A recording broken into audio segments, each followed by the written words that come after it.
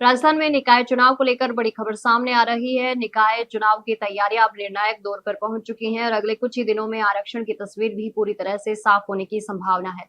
जानकारी के मुताबिक वार्डों और निकाय प्रमुखों के पदों के आरक्षण की लॉटरी अगले 4 से 5 दिन में निकल सकती है। चर्चा है कि 12 से 14 अगस्त के बीच आरक्षण की लॉटरी निकाली जा सकती है। इसके लिए जिला कलेक्टर और स्वायत्त शासन विभाग की ओर से तैयारियां अंतिम चरण में है। सबसे अहम बात यह है कि पार्षदों के लिए वार्डों के आरक्षण की लॉटरी संबंधित जिला कलेक्टर स्तर तक निकाली जाएंगी, जबकि महापौर, सभापति और चेयरमैन पदों के आरक्षण की लॉटरी स्वायत्त शासन विभाग की ओर से आयोजित की जाएगी।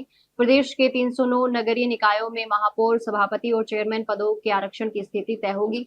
वहीं प्रदेश के 10,245 वार्डों में पार्षदों के लिए आरक्षण की लॉटरी निकाली जाएगी।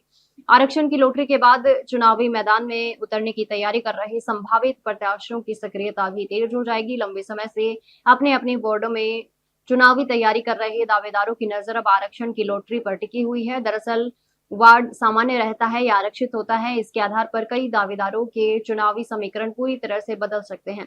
जिन संभावित प्रत्याशियों के वार्ड आरक्षित हो जाएंगे, उन्हें दूसरे वार्डों से चुनाव लड़ने का विकल्प तलाशना पड़ सकता है। इसी वजह से आरक्षण की लॉटरी को लेकर राजनीतिक दलों के साथ साथ संभावित प्रत्याशियों में भी खासा उत्साह और बेचैनी देखने को मिल रही है। वहीं भारतीय जनता पार्टी और कांग्रेस ने भी निकाय चुनाव को लेकर अपनी तैयारियां शुरू कर दी हैं। आरक्षण की तस्वीर साफ होते ही दोनों प्रमुख दलों में टिकट के दावेदारों की सक्रियता और बढ़ने की संभावना है। अब बात प्रदेश के 309 निकाय और 10,245 वार्डों की करें तो राजस्थान के 7 संभागों में कुल 309 नगरीय निकाय और 10,245 वार्ड प्रस्तावित हैं। इसमें 10 नगर निगम, 47 नगर परिषद, 19 द्वितीय श्रेणी नगर पालिका, 58 तृतीय श्रेणी नगर पालिकाएं और 175 चतुर्थ श्रेणी नगर पालिकाएं शामिल हैं। संभागवार आंकड़ों की बात करें तो जयपुर संभाग सबसे बड़ा है।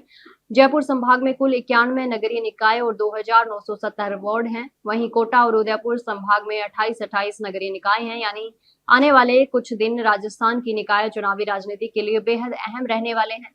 आरक्षण की लॉटरी निकलते ही साफ हो जाएगा कि किस वार्ड से कौन दावेदार मैदान में उतर सकता है और किन संभावित प्रत्याशियों को अपना चुनावी क्षेत्र बदलना पड़ सकता है।